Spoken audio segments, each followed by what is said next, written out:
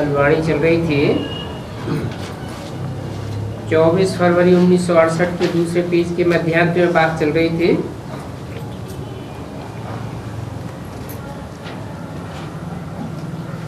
दीपावली का अर्थ ही वास्तव में ये है कि आत्मा रूपी दीपकों की माला रूपी कतार बन जाती है। माना एक एक दीपक नंबरवार जग जाता है। कोई कोई का दीपक बिल्कुल जगता ही नहीं है। तुम जानते हो कि हमारा दीपक कैसे जगता है। दीपमाला भी तुमको इससे सिद्ध करनी है कि दीपमाला का अर्थ क्या है। काहे की माला? आत्मा रूपी दीपकों की माला। सबका दीपक जग जाता है। कोई मरता है तो दीवा जलाते हैं कि उनको अंधियारा ना हो जाए। भक्ति मार्ग में दीपक जलाते हैं ना मरने के बाद। अब वास्तव में उसकी यादगार बनी हुई है कि जो जो मरते जाएं उनका दीपक जग जाता है। कैसे मरते जाएं? जीते जी जो मरते हैं उनका दीपक जग जाता है। परंतु भक्ति मार्ग में उल्टा अर्थ उठा ही लिया है। तो जो मरता है शरीर से उसके पीछे उसका स्थूल दीपक जगाते हैं। तो बाप बताते हैं पहले तो आत्मा का दीपक जगे तो अंधियारा न हो। ये संगम युग में आत्मा का दीपक जगेगा तो 2500 साल तक कोई भी अंधियारा अज्ञान का नहीं होगा। मनुष्य बेचारे घोर अंधियारे में है। तो स्थूल दीपकों की माला जलाते रहते हैं। स्थूल दीपक जगाते रहते हैं। अब उन मिट्टी के दीवों को जलाने से क्या होगा? ये तो शरीर रूपी मिट्टी है। इस शरीर रूपी मिट्टी में, देह अभिमान की मिट्टी में आत्मा का दीपक जगाएं तो 2500 साल तक कोई तरह का अंधियारा नहीं होगा। आत्मा तो एक सेकंड में एक शरीर छोड़ करके दूसरे शरीर में चली जाती है।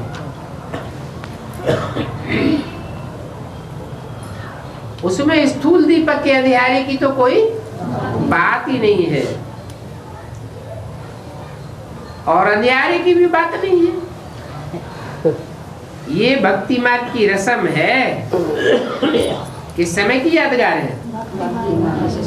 सब प्रकार की भक्ति मार्ग की रस्म रिवाज में भक्ति मार्ग जो चला आया है उस समय संगम युग में सब बातों का फाउंडेशन पड़ता है।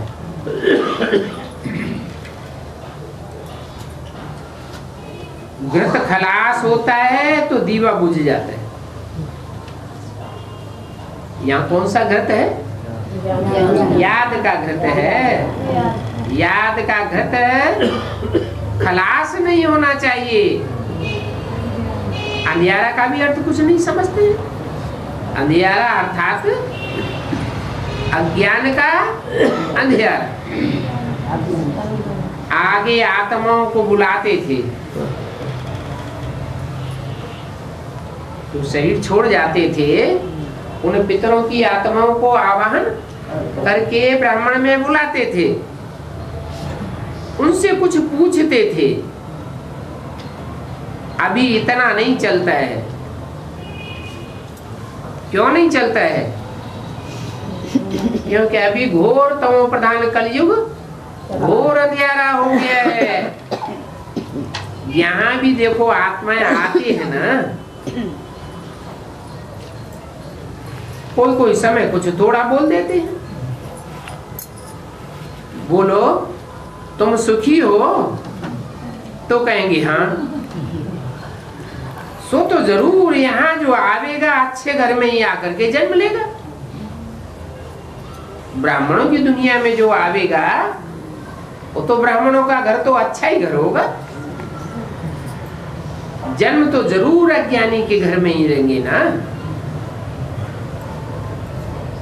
अज्ञानी के घर में जन्म लेंगे, बाद में फिर ज्ञान में आ जाएंगे। अज्ञानी के घर में जन्म लेंगे, ज्ञानी के घर में जन्म नहीं ले सकते। अरे ज्ञानी होगा तो अपवित्र क्यों बनेगा? जो अज्ञानी होगा वो ही अपवित्र बनेगा। अपवित्र बनेगा तो वहां उनके गर्भ में आत्मा प्रवेश करेगी। ज्ञानी के घर में तो जन्म ले न सके,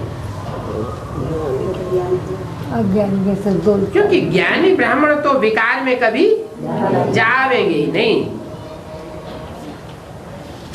क्योंकि वो तो पवित्र है। बाकी हाँ, अच्छे सुखी घर में जाए करके जन्म लेंगे। विवेक भी कहता है जैसी अवस्था होगी आत्मा की शरीर छोड़ते समय, वैसा उसको जन्म मिलेगा। अंतमते सोगति होती है।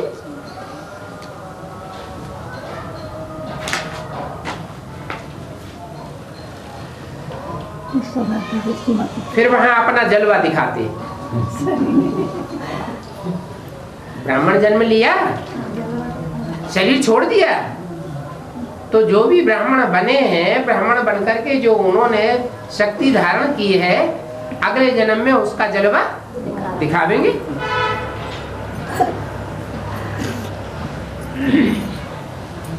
बल शरीर छोटा होता है, इसलिए छोटे शरीर से कुछ बोल तो सकते नहीं हैं। थोड़ा भी बड़ा होने से ज्ञान का जलवा दिखावेंगे जरूर। जैसे कोई में शास्त्रों के संस्कार होते हैं, शास्त्र पढ़ने के संस्कार होते हैं, तो संस्कार ले जाते हैं। तो छोटेपन से ही फिर उन्हीं शास्त्रों को पढ़ने में लग जाते हैं। 24-2-68 की वाणी का 3रा पेज। यहां से भी जो नॉलेज ले जाते हैं ब्राह्मणत्व की, तो जरूर आगे चल करके महिमा निकालेंगे अगले जन्म, क्योंकि ईश्वरीय ज्ञान का कभी विनाश तो होता ही नहीं। अभी देखो, ये शिव जयंती तो है सोमवार को। कौन से सन की वाणी है? 68 की वाणी है। शिव जयंती तो है सोमवार को। वह तो अज्ञानी मनुष्यों का मनाना करना है क्या? शिव जयंती मनाते हैं वो अज्ञानी मनुष्य मनाते हैं। माने बी के जितने भी शिव जयंती मनाते हैं वो अज्ञानी हैं। त्रिमूर्ति शिव जयंती नहीं मनाते। अच्छा, त्रिमूर्ति का चित्र नहीं लगाते? ज्ञान नहीं उसका। वो ज्ञान नहीं, फिर मनाते का किस बात का ज्ञान नहीं? वो केवल शिव जयंती मनाते हैं। केवल शिव जयंती मनाते हैं। शिव जयंती मनाते हैं तो मनाते हैं, तो वो मनाना जो है वो उनका झूठा है या सच्चा है? भक्ति मार्ग जैसा हो गया। भक्ति मार्ग जैसा है। शिव जो है वो जिस मुकर्रर रथ के द्वारा प्रत्यक्ष होते हैं, वो संसार में अभी प्रत्यक्षता कहाँ हुई है? यज्ञ के आदि में शिव सुप्रीम सोल ने प्रवेश किया, जरूर कोई तन में तो प्रवेश किया। तो प्रवेश करने की शिव जयंती थोड़ा ही होती है। कोई बच्चा है गर्भ से बाहर आता है तब जयंती मनाते हैं, या गर्भ में आत्मा प्रवेश करती है तब जयंती मनाते हैं? बाहर आता है तो जयंती मनाते हैं। और गर्भ में जब 4-5 महीने का पिंड तैयार होता है तो उसमें सोल प्रवेश करती है तो कोई उस बच्चे की जयंती तो नहीं मनाता। तो यज्ञ के आदि में शिव ने असली रूप में प्रवेश किया या मध्य में प्रवेश किया या वास्तव में अंत में जाकर के प्रत्यक्ष होगा। जब संसार के सामने सब कहे कि ये भगवान है, तब कहेंगे कि हाँ भगवान प्रत्यक्ष हुआ, जन्म लिया। उसकी कहेंगे हीरे तुल्य जयंती। वैसी जयंती और कोई मनुष्य मात्र की तो हो न सके। अभी तुम 32वीं शिव जयंती मनाते हो, भट्ट मारते चले जा रहे। 68 की बात है ना। तुम 32वीं शिव जयंती मनाते हो,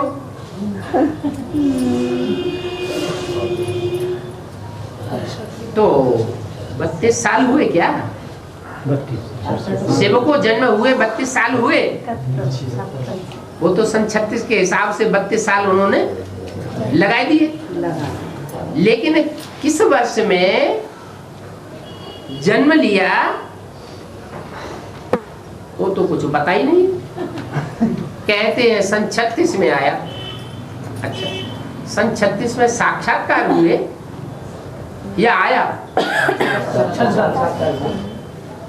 साक्षात्कार तो तुलसीदास को होते हैं, सूरदास को हुए, मीरा को हुए, रैदास को हुए, तो उस समय भी आया होगा। साक्षात्कार होने से ये थोड़ी साबित होता है कि शिव आया। साक्षात्कार अलग बात और आत्मा का आना अलग बात। साक्षात्कार तो हुए परंतु समझ में कुछ भी नहीं आया। तो चारों ओर घूमते घामते गुरु से पूछा, इनकार कर दिया। वाराणसी में गए, वहां विद्वान पंडित आचार्यों से पूछा, वहां से भी संतुष्टि नहीं मिली। फिर अपनी गद्दी पर पहुंचे कलकत्ते में। उनकी बुद्धि में बैठा था कि मेरा जो दुकान का भागीदार है बहुत होशियार है, रत्नों का भी बड़ा तीखा पारखी है, मेरे से ज्यादा उसको रत्नों की परख है और बहुत होशियार है और बहुत ईमानदार भी है। तो क्या ये सब गुरु सब झूठे हैं। मैंने अपने जीवन में जिस आदमी को सच्चा समझा मैं उसके पास जाऊंगा। तो वहां पहुंचे तो फट से शिव ने उनमें प्रवेश कर लिया। किसमें? वो भागीदार में प्रवेश किया, साथ ही साथ माता में भी प्रवेश किया। क्यों? माता में इसलिए प्रवेश किया कि जब तक माँ के द्वारा प्रवेश करके माँ न बने तब तक प्रजापिता कैसे कहा जाएगा? प्रजापिता कब कहा जाए? जब ब्राह्मण बने तो प्रजापिता कहा जाए। ब्राह्मण बने बिगड़ प्रजापिता होगा क्या? हो ही नहीं सकता। इसलिए पहले कोई माता के तन में प्रवेश करके उन साक्षात्कारों को सुनाया। किसको? भागीदार। तो सुनने मात्र से ही ब्राह्मण जन्म हो गया। किसका? भागीदार, प्रजापिता। तो कहेंगे आदि ब्रह्मा। पहला ब्राह्मण सो पहला देवता बनेगा, पहला देवता बनेगा सो पहला वैश्य बनेगा, पहला वैश्य सो पहला शूद्र, जो पहला शूद्र सो पहला ब्राह्मण। तो पहला ब्राह्मण बना प्रजापिता और प्रजापिता ने जो सुना ना, उसमें शिव ने प्रवेश किया। माता में प्रवेश किया सुनने सुनाने के लिए और उस पिता में प्रवेश किया समझने और समझाने के लिए। तो ज्ञान किसको कहेंगे और भक्ति किसको कहेंगे? सुनना सुनाना हुआ भक्ति का फाउंडेशन, और समझना समझाना हुआ ज्ञान का फाउंडेशन। तो पिता के द्वारा ज्ञान का बीज पड़ गया उस माता में जिसने सुनाया। बच्चे की पैदाइश होती है, पहले तो बीज डाला जाता है ना, धरने में बीज बोया जाएगा तभी तो धरती माता से फल निकलेगा। तो बीज डाला गया, ज्ञान का बीज उस समय पड़ा, परंतु उसे क्या जन्म लेना कहेंगे? नहीं, जन्म थोड़ा ही हुआ, प्रत्यक्षता रूपी जन्म तो हुआ ही नहीं। तो उस समय भी जन्म नहीं कहेंगे, शिव जयंती नहीं कहेंगे। भले मुरली में बोला है, मैं जब आता हूं तो अकेला नहीं आता हूं, क्या 3 मूर्तियों के साथ आता हूं। माना उस समय भी जिस समय सुनाया और समझाया गया, माता के द्वारा सुनना सुनाना हुआ और बाप के द्वारा समझना और समझाना हुआ, उस समय भी 3 मूर्तियां मौजूद तो थी। क्या? और कौन सी 3 मूर्तियां? प्रजापिता, ब्रह्मा, गीता माता और एक और माता राधा बच्ची। 3 माताएं मौजूद तो थी, 2 माताएं और एक बाप। 3 मूर्तियां मौजूद तो थी, लेकिन फिर भी किसी ने जाना नहीं ये 3 मूर्तियां कौन है और इनका पार्ट क्या है। तो वो भी प्रत्यक्षता रूपी जन्म तो हुआ नहीं। फिर आ जाओ संक्षेत्र।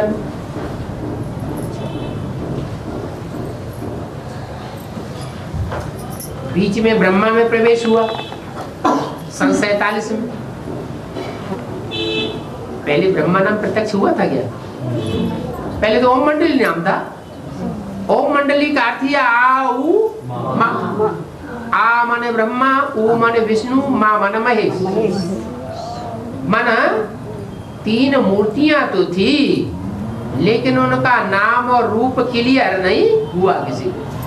अगर क्लियर हुआ होता तो ब्रह्मा की बुद्धि में भी ये बात क्लियर हुई होती कि प्रजापिता ये है, लेकिन उनकी बुद्धि में भी क्लियर नहीं। ये इतना क्लियर हुआ कि मैं ब्रह्मा हूं। तो मुरली में बोला, मैं जिस तन में भी प्रवेश करूंगा उसका नाम ब्रह्मा रखूंगा। और ब्रह्मा कोई एक होता है या ब्रह्मा अनेक होते हैं? ब्रह्मा के 1 मुख या ब्रह्मा के 4-5 मुख? 4-5 मुख। तो सन 47 में हिंदुस्तान पाकिस्तान का बंटवारा हुआ, खून की नदियां बही। उस समय सिंध हैदराबाद की उन कन्या माताओं को मौका मिल गया भागने का, और वहां से सब भाग करके कराची में आ गई ब्रह्मा बाबा के पास। बाबा का नशा चढ़ गया। क्या नशा चढ़ गया? मैं भगवान हूं। बस ब्रह्मा तो पहले ही प्रत्यक्ष हो चुका था, भागीदार के द्वारा ही बताया। तुम्हारे साक्षात्कारों का अर्थ यह है कि ब्रह्मा के द्वारा नई सृष्टि की स्थापना होनी है।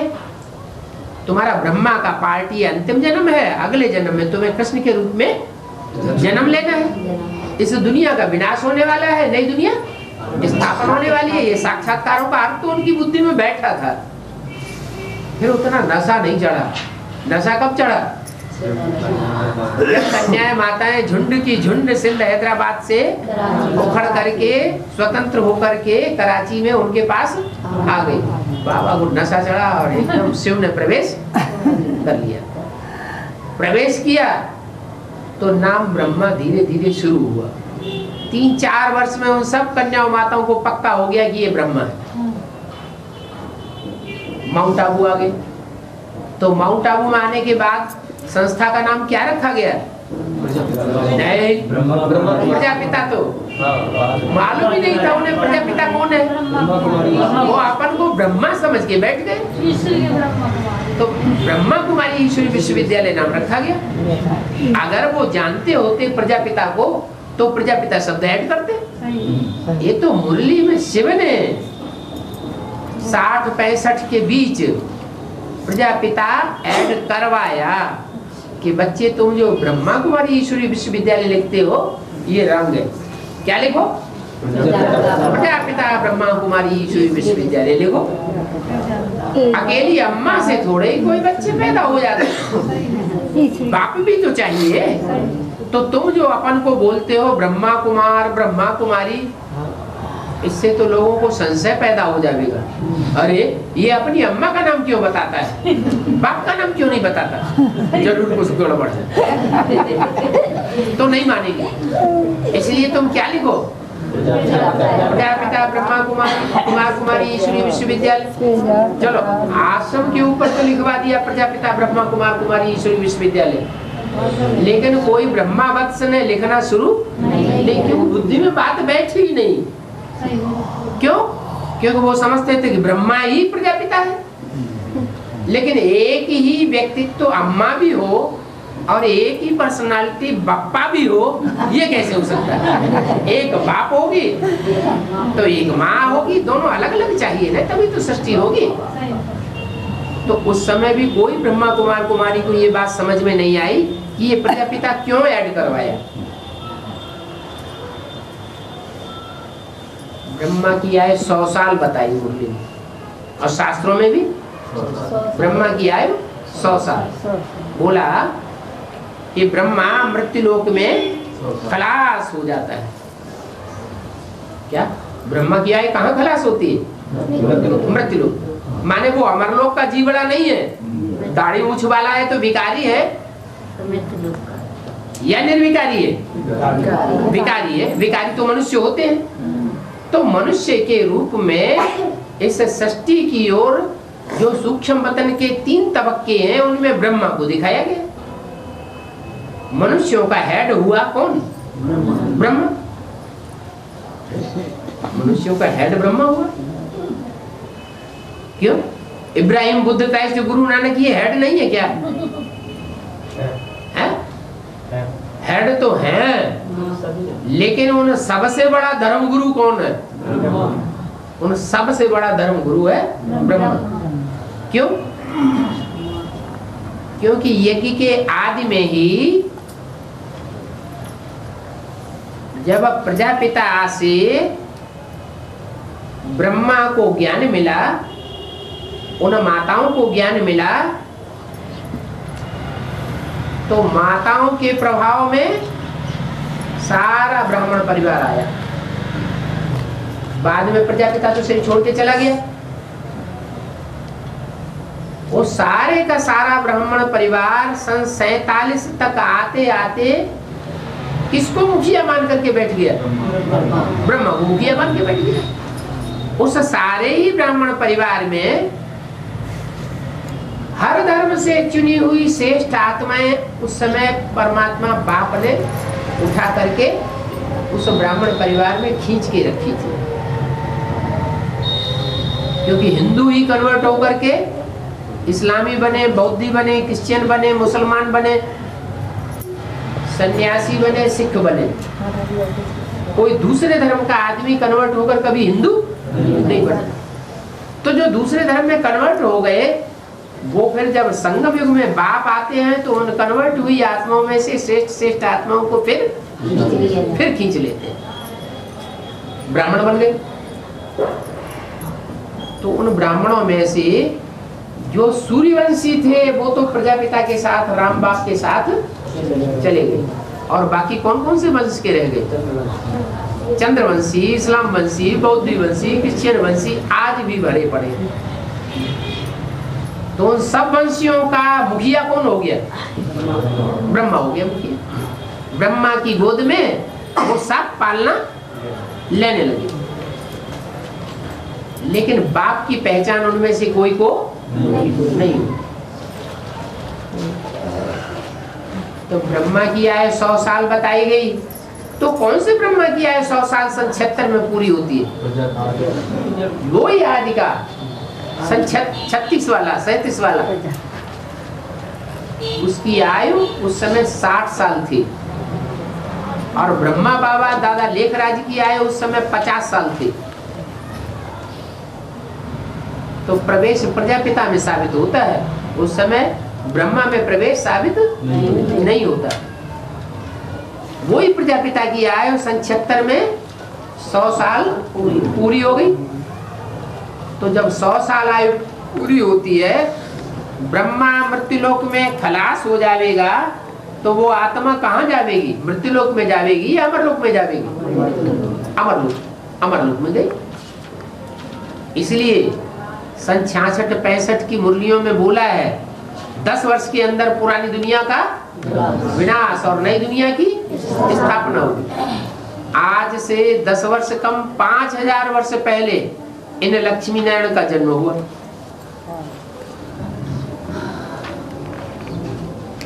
छाछठ की मुरली में बोला।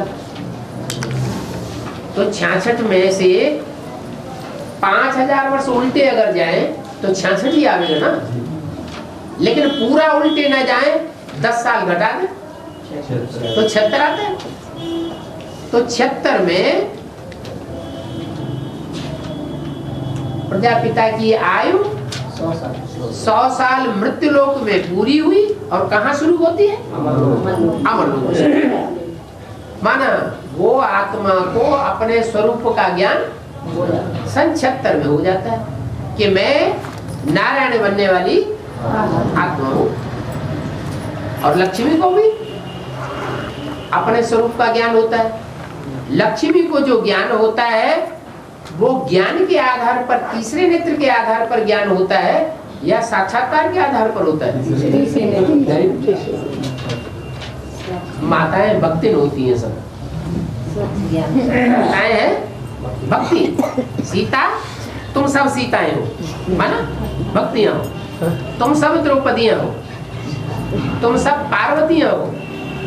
क्या ऐसे तो नहीं कहा तुम सब भगवान हो? माताएं जो है वो सब भक्ति हैं।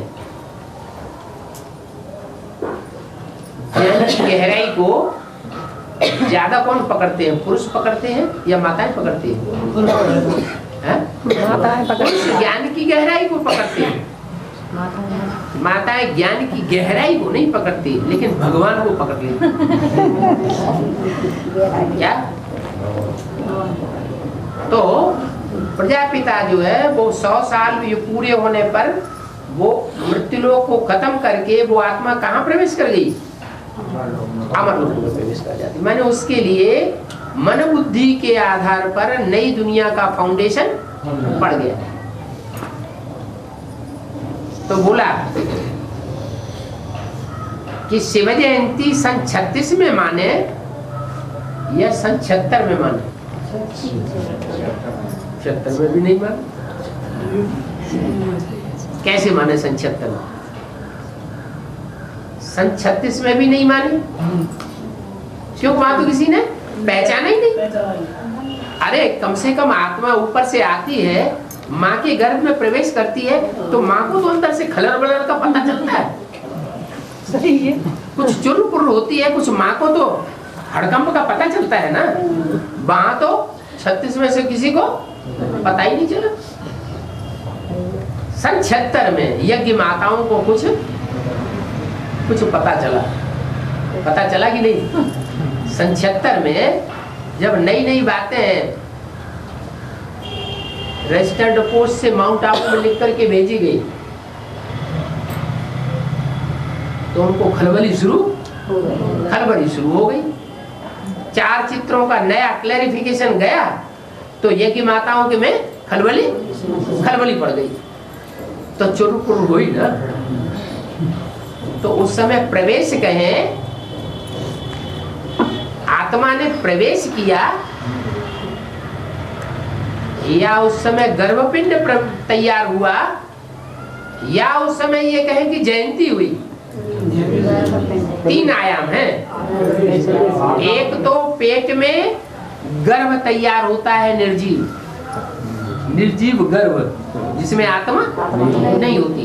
निर्जीव बच्चा होता है ना, उसमें आत्मा होती ही नहीं। फिर उसमें आत्मा 3-4-5 महीने के बाद आत्मा प्रवेश करती है, तो बच्चा हलन चलन शुरू कर देता। माता को पता चलता है, और तो किसी को पता चलेगा ही नहीं। तो ये दूसरा आयाम हुआ। और तीसरा आयाम क्या होता है जयंती का? जन्म लेने का। बच्चा पेट से बाहर आता है, गुप्त से प्रत्यक्ष हुआ। तो ऐसे ही परम पिता परमात्मा भी सन 36 में जिस तन में प्रवेश किया, साक्षात्कार को क्लैरिफिकेशन दिया, वो जैसे प्रवेश नहीं हुआ, किसी ने जाना नहीं, क्या हुआ? वो गर्भपिंड तैयार हो गया। 60 साल का अवस्था में वो गर्भपिंड तैयार हुआ, और 100 साल की अवस्था में परिपक्व हो जाता है गर्भपिंड। उस गर्भपिंड में सुप्रीम सोल बाप के रूप में प्रवेश कर जाता है। जब प्रवेश करता है तो सबको पता नहीं चलता, लेकिन माताओं को पता चलता है। इस तरह दूसरा आयाम हुआ। और तीसरा आयाम कब होगा? तब आयाम होगा तीसरा पूरा जयंती का, जबकि सारे संसार में वो बच्चा सबको देखने से पता, कोई भी कहे हाँ ये है, ये नहीं कहेगा ये बच्ची है। बच्चा होगा तो बच्चा ही कहेगा, बच्ची नहीं कहेगा। तो ऐसे ही बाप का तो विरुद्ध है कि वो स्वयं अपने को प्रत्यक्ष नहीं करते, बाप इसके द्वारा प्रत्यक्ष होते हैं, बच्चों के द्वारा। तब तक रामकृष्ण की आत्माओं की प्रत्यक्षता न हो जाए, तब तक शिव बाप खुद अपने आप को प्रत्यक्ष नहीं करते। बाप ने तो बताया है, क्या बताया मुरली में? फादर सोज सन्स और सन्स सोज फादर। दोनों में ज्यादा पावरफुल कौन है? Father powerful. तो कौन किसकी प्रत्यक्षता करेगा? बाप जो है वो बच्चों की पहले प्रत्यक्षता करेगा। तो बाप अपन को तो गुप्त रखता है। कब तक? जब तक बच्चे प्रत्यक्ष न हो जाएं, रामकृष्ण बच्चे, तब तक बाप अपने को तो कोई कह ही नहीं सकता पक्का निश्चय बुद्धि हो करके कि ये बाप है। भले कागज में निश्चय पत्र लिख करके दिए, लिखने वालों ने खून से लिख करके दे दिए, लेकिन आज लिख करके दे दिए, कल निश्चय आ जाते। आज कहते हैं ये हमारा बाप है, कल कहते पता नहीं जाने कैसे लिख दिया था।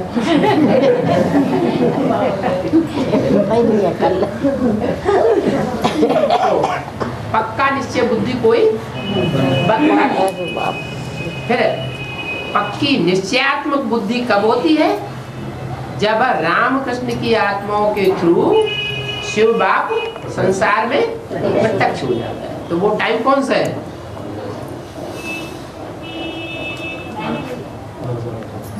नहीं, ब्रह्मा ने शरीर कब छोड़ा? दादा लिख रहे हैं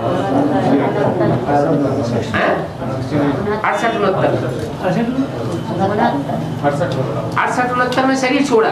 और मुरली में आया है कोई के 50 वर्ष भी कम हो जाएंगे, क्या इस सृष्टि रूपी चक्र में से। तो ब्रह्मा जैसी आत्माओं के 50 वर्ष कम हो जाते हैं साकार शरीर से। वो 50 वर्ष ऐड किए तो कब पूरे होते हैं? 68 में 50 ऐड किए तो कब हुआ? 2018 में वो आत्मा, कृष्ण की आत्मा, राम वाले शरीर के व्यक्तित्व से प्रत्यक्ष हो जाती है ब्राह्मणों की दुनिया की।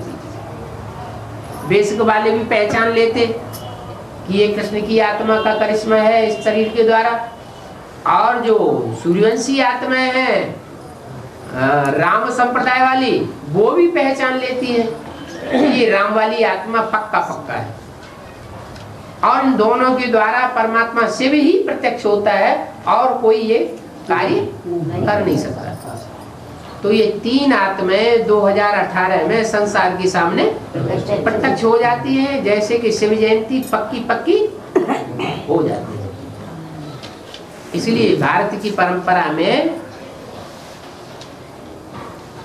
शिव जयंती की तिथि, तारीख और समय नहीं दिखाते, बल इतना दिखाते हैं रात्रि के 12 बजे शिव का जन्म हुआ। माघ मास की रात्रि में त्रयोदशी के दिन शिव का जन्म दिखाते हैं, लेकिन ये पक्का किसी को नहीं है कि कब हुआ। श्रावण में नहीं, फागुन। और कृष्ण जयंती का सब कोई बताते हैं, इस दिन जन्म हुआ, इस घड़ी में जन्म हुआ, इस नक्षत्र में जन्म हुआ, इस वर्ष में जन्म हुआ। ऐसा क्यों? क्योंकि शिव है निराकार, ज्योति बिंदु, मेरी बिंदी का नाम शिव है, और कृष्ण होता है साकार। तो साकार को दुनिया समझ लेती है, पहचान लेती है, जान लेती है, और निराकार को दुनिया नहीं जान सकती, क्योंकि निराकार राम और कृष्ण के द्वारा ही प्रत्यक्ष होता है। कृष्ण के द्वारा प्रत्यक्ष होता है सुनने सुनाने के लिए। जो भी मुरलियां चली सबने सुनी और सुनाई, या उनके गहरे अर्थ को भी समझा? कोई ने गहरे अर्थ को समझा ही नहीं। और राम वाली आत्मा के द्वारा प्रत्यक्ष होते हैं बाप के रूप में, समझने और समझाने के लिए। सुनते भी हैं, सुनाते भी हैं, समझते भी हैं और समझाते भी हैं। तो वो टाइम राम वाली आत्मा का है, शुरुआत का, जबकि राम वाली आत्मा के थ्रू परमात्मा शिव प्रत्यक्ष होते हैं। वो है संगमयुगी नारायण। क्या? संगमयुगी नारायण। और सतयुग में नारायण के रूप में जो जन्म लेगा वो भी प्रत्यक्ष होता है। कब? 2018 में। तो दोनों नारायण जो 16 कला संपूर्ण बनते हैं, उनकी प्रत्यक्षता संगम युग में हो जाती है। बाकी बच्चे के रूप में कोई जन्म राम और कृष्ण का नहीं है, वो बेहद का जन्म है। तो बोला वो लोग कुछ समझते नहीं है, तो उनसे पूछना चाहिए कि तुम 32वीं शिव जयंती मनाते हो। कुमार कुमारी 32वीं, 38वीं, 40वीं, 70वीं, अभी कौन सी मनाई थी? 70वीं शिव जयंती मनाई थी। तो उनसे पूछो तुम 70वीं शिव जयंती मनाते हो, तो 70 साल पहले शिव आया, कौन से दिन आया बताओगे? बता सकते हैं? बिल्कुल नहीं बतावेंगे, जानते ही नहीं। सिर्फ ऐसे ही जैसे भक्ति मार्ग वाले मनाते हैं, उनकी देखा धुनी उन्होंने भी शिव जयंती के दिन मनाना शुरू कर दिया। तो वो लोग कुछ समझते नहीं है। पूछना चाहिए, अगर सर्वव्यापी है तो जयंती कैसे मनावेंगे? क्या जयंती तब मनावेंगे जब एक व्यापी होगा तो जयंती होगी, या सर्वव्यापी होगा तो जयंती होगी? और ब्रह्मा कुमार कुमारियों से पूछो कि शिव बाबा सर्वव्यापी है या एक व्यापी है? वो कहेंगे नहीं सर्वव्यापी नहीं है। फिर उनसे पूछो अच्छा सर्वव्यापी नहीं है तो एक व्यापी कहाँ है? तो जवाब देंगे उन्हें पता ही नहीं है कि एक व्यापी कहाँ है, तो जवाब कैसे देंगे? तो ये कहती है ना ब्रह्मा की आत्मा में आते थे, आया राम फिर गया राम, तो फायदा क्या हुआ? दादी के तन में आते हैं लोग। अब एक नई बात और सुनाना शुरू कर दी, दीदी दादियों के तन में आना, तो सर्वव्यापी हुआ एक व्यापी हुआ? अगर दीदी दादियों के तन में भी आना शुरू कर दिया, दादाओं के तन में भी आना शुरू कर दिया, तो सर्वव्यापी हो गया ना। तो सर्वव्यापी होगा तो जयंती तुम खाई की बनाते। जयंती तो झूठी हो गई ना। जयंती साकार की मनावेंगे या निराकार की मनावेंगे? साकार की जयंती मनाई जाएगी। तो उनसे पूछना चाहिए, हाँ, तुम्हारा परमपिता परमात्मा शिव जिसकी तुम जयंती मनाते हो वो तुम सर्वव्यापी मानते हो, एक व्यापी मानते हो? हम एक व्यापी ब्रह्मा के तन में मानते। तुम दादी भी क्यों कहते हैं? जो संदली में बैठता है वही दृष्टि देना क्यों शुरू कर देता है? दृष्टि से सृष्टि भगवान सुधारेगा या मनुष्य सुधारेगा? भगवान ही तो दृष्टि से सृष्टि सुधारने वाला है। दृष्टि जिसकी एवर प्योर होगी वही तो सृष्टि को दृष्टि से प्योर बनावेगा या अपवित्र दृष्टि वाले प्योर बनाएंगे?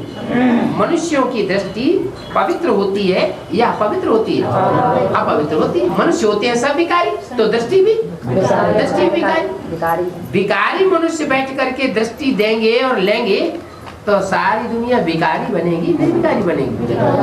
विकारी बनेगी। फिर क्या होगा? जो संदली में बैठा वही दृष्टि देना शुरू करेगा तो कुमारी कन्या है वो तो कोमल होती है, सही।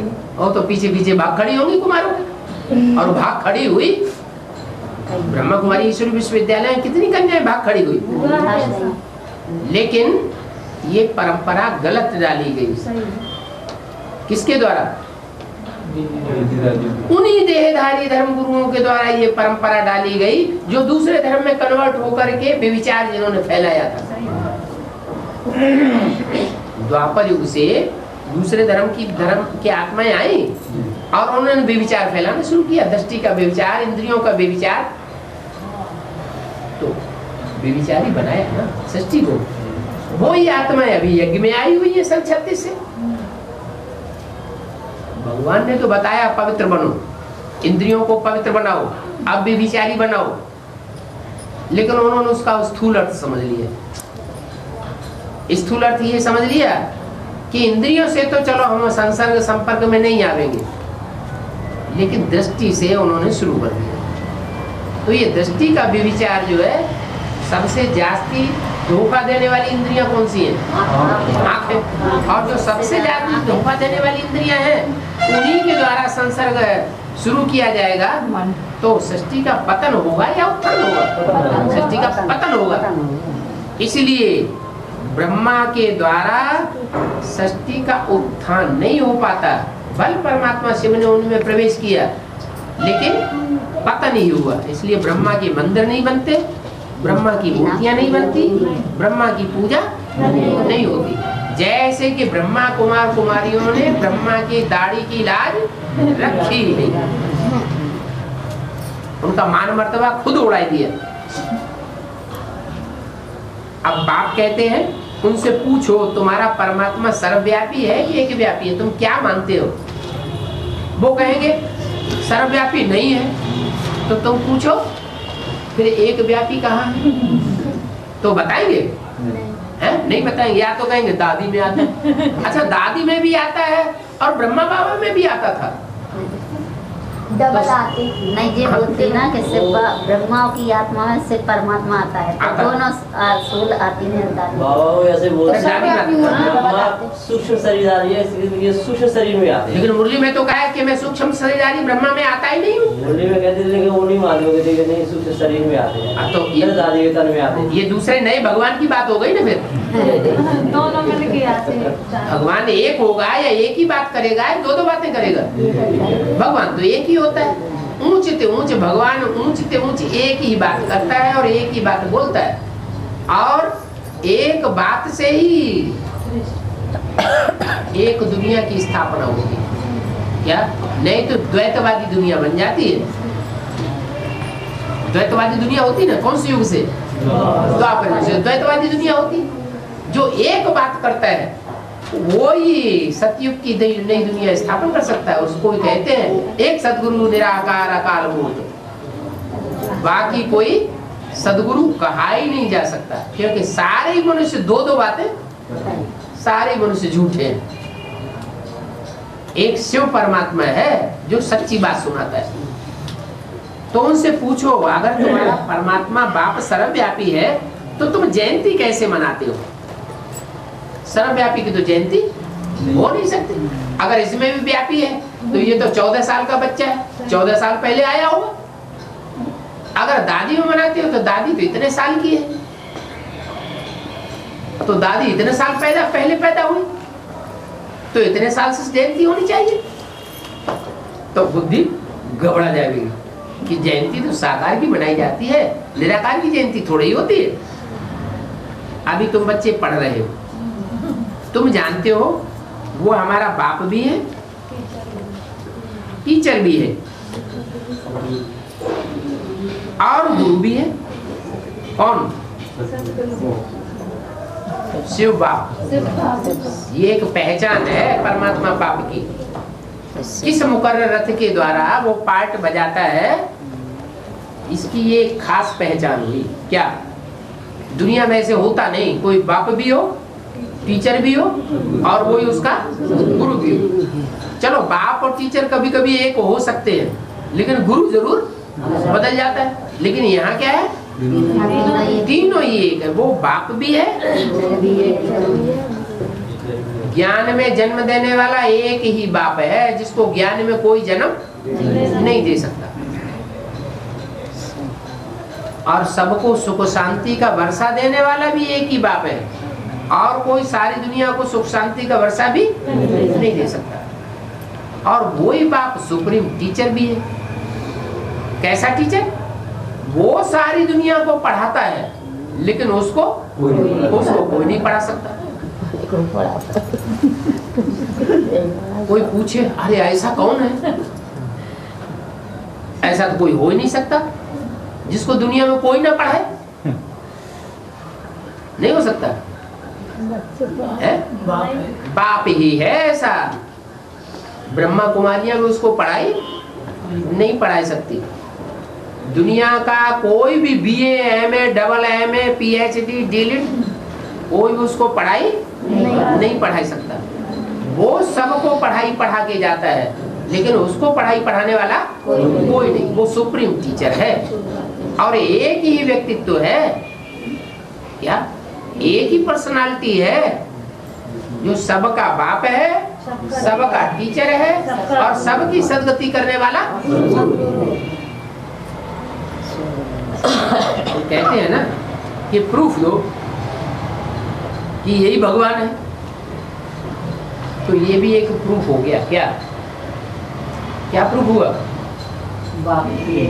ये जिसको हम भगवान मानते हैं वो सबका बाप है।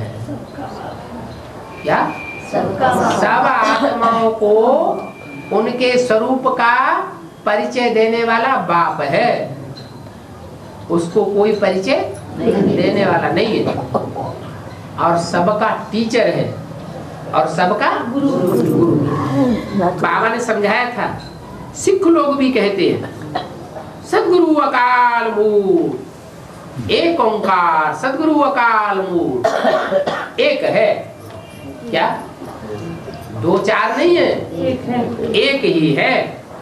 अब वास्तव में अकाल मूर्त तो सभी आत्माएं कभी मरती है क्या? आत्माएं तो कभी मरती नहीं है, परंतु एक शरीर छोड़ करके दूसरा तो लेती है। अकाल मूर्त सभी आत्माएं हैं, और सभी आत्माएं एक शरीर छोड़ करके दूसरा लेती हैं, और सब उनको देखते भी हैं कि इन्होंने शरीर इस आत्मा ने छोड़ा और जाके दूसरा शरीर लेगी। लेकिन संगम युग में एक आत्मा ऐसी है जिसको कोई भी शरीर छोड़ते हुए नहीं देखेगा। वो सबको शरीर छोड़ते हुए देखेगी, लेकिन उसको शरीर छोड़ते हुए कोई देखेगा नहीं। और उसको ज्ञान में जन्म कब मिला? उसने अपने स्वरूप को कब पहचाना?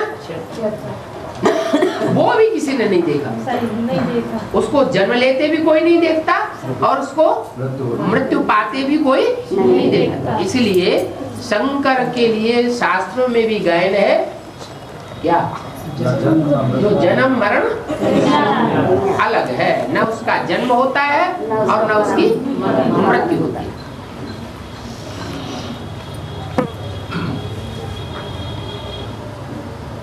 आत्मा एक शरीर छोड़ दूसरा लेती है, इसलिए जन्म मरण कहा जाता है। आत्मा तो वही है, आत्मा 84 जन्म लेती है। शिव बाबा को तो ऐसे नहीं है। क्या कैसे कि शिव बाबा एक शरीर छोड़े और दूसरा लेता हो? क्यों? कि दादा लेखराज ब्रह्मा का शरीर नहीं छोड़ा। अच्छा, ये कि आदमी प्रजापिता था, उसका शरीर छोड़ा कि नहीं? फिर माताओं का शरीर धारण किया कि नहीं? फिर माताओं का शरीर छोड़ करके दादा लेखराज ब्रह्मा का शरीर लिया कि नहीं? फिर दादा लेखराज ब्रह्मा का शरीर छोड़ करके प्रजापिता का शरीर लिया कि नहीं? लिया ना। तो शरीर छोड़, एक शरीर छोड़ करके दूसरा शरीर नहीं धारण करता। हाँ, बाप के रूप में सिर्फ एक ही शरीर धारण करता है, बाकी कोई कह नहीं सकता कि ये शरीर धारण किया। माँ के रूप में आ सकता है। शिव बाबा को तो ऐसे नहीं है कि 84 जन्म लेता फिरे या 2 4 8 जन्म लेता फिरे। वो सिर्फ शिव बाबा सिर्फ एक ही जन्म लेता है। तो ब्रह्मा के तन के द्वारा शिव बाबा नहीं था क्या? नहीं, बाबा इसलिए कहा जाता था कि वो बूढ़ा तन था। बूढ़े को भी क्या कहते हैं? बाबा कहते हैं। बाकी ऐसे नहीं कि शिव ने ब्रह्मा के तन में, दादा लेखराज के तन में आकर के शिव बाबा का रूप धारण किया, नहीं। उनकी शिव जयंती मनाते हैं तो पूछना चाहिए ना कि ये जो शिव जयंती तुम 32वीं मनाते हो सन 68 में, वो किस आधार पर मनाते हो? अभी तो टू लेट है। आगे चल करके मुरली पहुंच नहीं सकेगी। जयंती पर समझावेंगे तो जरूर कैसे और कब जन्म लेते हैं।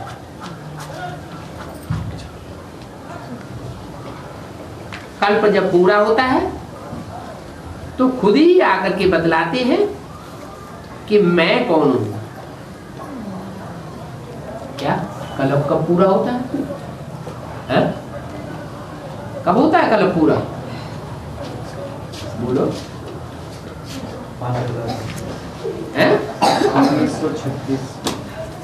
2036 में, 1936 में तब आके बताया कि मैं कौन हूं। वो तो दीदी दादियों ने लिख दिया किताबों में, निराकार स्वरूपम शिवोहम स्वरूपम निजानंद स्वरूपम शिवोहम शिवोहम। बाबा ने थोड़ी आगे बोला था ब्रह्मा के तन से। ये मुरली की बात है या दीदी दादियों ने लिख दिया झूठ? दीदी दादियों ने लिखा। तो उस समय ये थोड़ी साबित होता है कि कल्प पूरा हुआ सन 1936 में। अगर 1936 में कल्प पूरा हुआ तो संवत 111 कब शुरू होगा?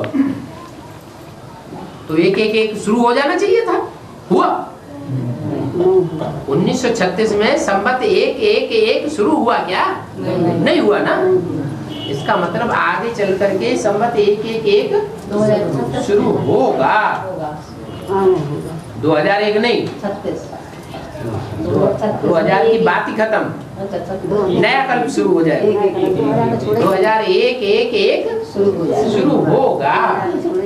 1936 में शुरू नहीं हुआ ना, 1976 में शुरू हुआ। 76 में क्यों नहीं शुरू हुआ?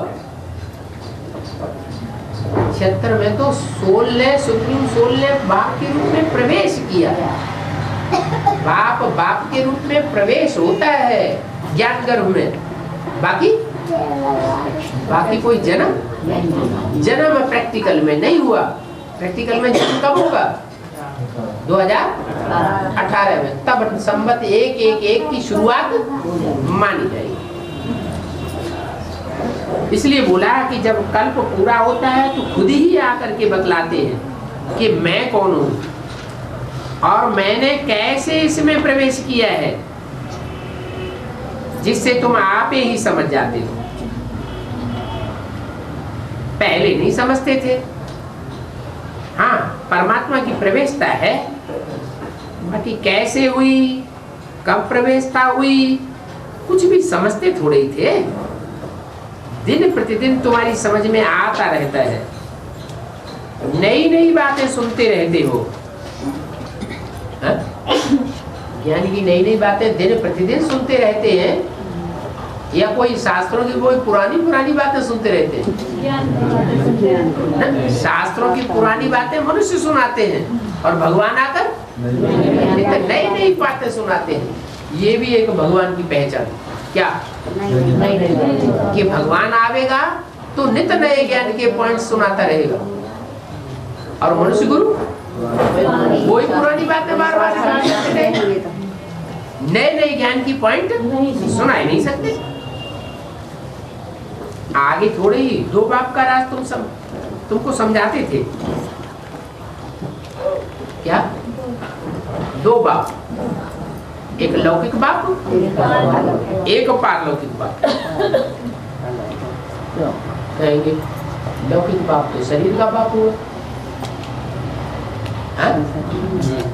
और पारलौकिक बाप आत्मा का बाप। लेकिन नहीं, अब तुम बुद्धि से बेहद में पहुंच गए। क्या पहुंच गए? लौकिक बाप है मनुष्य सृष्टि का बाप, इस लोक का बाप। क्या? इस लोक का बाप कौन है? इस लोक के है मनुष्य, और मनुष्यों का बाप है प्रजापिता। वो हुआ लौकिक बाप बेहद का। बेहद के कितने बाप हैं? दो बाप हैं बेहद की। एक है साकार मनुष्य सृष्टि का बाप, और एक है निराकारी आत्माओं का बाप। वो है परमधामवासी। वो इस लोक का है या पारलोक का है? वो पारलोक का है। तो देखो, अब तुम जानते हो दो बापों का राज्य क्या है। बीके में जानते थे कि वेद के दो बाप कौन है? कहते थे एक ब्रह्मा है, एक शिव ज्योति बिंदु बाप है। तो ये बात सही थी क्या? है? नहीं, ब्रह्मा तो अम्मा है, बड़ी माँ। ब्रह्मा शब्द का अर्थ ही क्या है? बड़ी माँ। वो बाप कहाँ है? बाप होता तो बाप से वर्षा मिलना चाहिए। कोई को सुख शांति का वर्षा मिलता है ब्रह्मा से? अगर मिला होता तो सारी दुनिया में ब्रह्मा के मंदिर बने होते, मूर्तियां बनी होती, ब्रह्मा को याद करते होते, ब्रह्मा की पूजा करते होते। लेकिन कुछ भी है। और ब्रह्मा को फिर तीन जो सूक्ष्म तत्व के तबक्के हैं उनमें नीचे रखा जाता है या ऊपर रखा जाता है? ऊपर रखा जाता है। लेकिन ऊपर किसको रखा जाता है? ऊपर तो शंकर को रखा जाता है, ब्रह्मा को तो ऊपर रखा। उनको तो मनुष्यों की दुनिया की तरफ रखा हुआ है, पति दुनिया की तरफ ब्रह्मा को रखा है, परम धाम की तरफ शंकर को रखा है। तो पहले तुम दोहरा बाप का राज बेसिक नॉलेज में नहीं जानते थे। जो दुनियावी नॉलेज पढ़ते थे उसमें भी नहीं जानते थे, बेसिक नॉलेज में भी नहीं जानते थे। आगे तो तुम जैसे बेबी बुद्धि थे, बच्चा बुद्धि थे। कहाँ? बेसिक नॉलेज में बेसिक बुद्धि थे। बेसिक बुद्धि माने बेबी बुद्धि थे। क्यों? अरे ब्रह्मा को बाबा क्या कहते हैं? बेबी। मुरलियों बोला है ब्रह्मा को बाबा बेबी कहते हैं। तो बेबी के बच्चे भी क्या होंगे? बेबी के बच्चे बेबी। और राम बाप को कहा जाता है, राम को बाप। कृष्ण को बच्चा कहा जाता है, राम को बाप। तो बाप जो होगा तो बाप तो सालिम बुद्धि होता है, सालिम बुद्धि होता है, सगीर बुद्धि होता है, या बेबी बुद्धि होता है? बाप तो सगीर बुद्धि होता है। तो बाप के जो बच्चे होंगे वो भी कैसे होंगे? सगीर बुद्धि होते हैं। अभी भी बहुत बच्चे कहते हैं बाबा हम आपका 2 दिन का बच्चा हूँ। हम ज्यादा ज्ञान की गहराई को अभी समझता नहीं हूँ, मैं नया हूँ। आगे तो तुम जैसे बेबियां थे, इतने दिन का बच्चा हूँ कहते हैं ना, समझते हैं जो कुछ होता है कल पहले में से। इसमें बड़ी नॉलेज की बात है। इस नॉलेज को समझने में टाइम लगता है, ऐसे नहीं कि ज्ञान में आने से चुटकी में ही कोई सारे ज्ञान धारण कर लेगा। समझते हैं जो कुछ होता है कल पहले विषय हुआ, जन्म ले फिर मर भी पड़ते हैं। क्या अभी अभी जन्म लिया और अभी अभी कहीं कोई मायावी रूप आ गया सामने, अच्छा अरे कहाँ फंस गए जाकर के शंकर पार्टी में। अरे देखो हम तुम्हें अखबार दिखावे, देखो क्या क्या होता है वहाँ। अब बस अखबारों की उन्होंने कटिंग दिखाई, बस हाँ कर दिया। तो जन्म लेकर कोई मर भी पड़ते हैं, 2 मास 8 मास के बाद भी मर पड़ते हैं। बाप का बन करके फिर विकार में गिर जाते हैं। तो मर जाते हैं, तुम्हारे पास आते हैं, कहते भी हैं, बरोबर राइट बात है, वो हमारा बाप भी है, हम उनकी संतान हैं। हाँ हाँ कहते हैं, बच्चे लिखते भी हैं, बाबा वो बहुत प्रभावित हुआ, परंतु बाहर गया और खलास, मर पड़ा, फिर आते ही नहीं है। तो क्या होगा? तो पिछाड़ी में जाकर के फिर रिफ्रेश होंगे। क्या था? मर जाते हैं ज्ञान में आने के बाद, वो पिछाड़ी में आके या तो रिफ्रेश होंगे या तो फिर प्रजा में चले जाते हैं। ये सब बातें समझनी। हम शिव जयंती कैसे मनाते हैं, शिव बाबा कैसे सदगति करते हैं, वो तो तुम बच्चे ही समझते हो। हमारी शिव जयंती असली कब मनाई जाएगी? जब बाप थे। हम शिव जयंती का जो उत्सव मनाते हैं वो कब मनावेंगे? जब बाप प्रत्यक्ष होगा तब हम मनावेंगे। अभी शिव जयंती की तो बात है ही नहीं, ये तो बेबी बुद्धियां हैं, तो कहते रहते हैं 70वीं शिव जयंती, 32वीं शिव जयंती है। ये तो दुनियादारी की देखे मनाते हैं, नकल करते हैं। तुम बच्चे समझते हो कि शिव बाबा तो ज्ञान का सागर है। खुद कहते हैं मैं तुमको राजयोग सिखाता हूँ, विश्व का मालिक बनाता हूँ।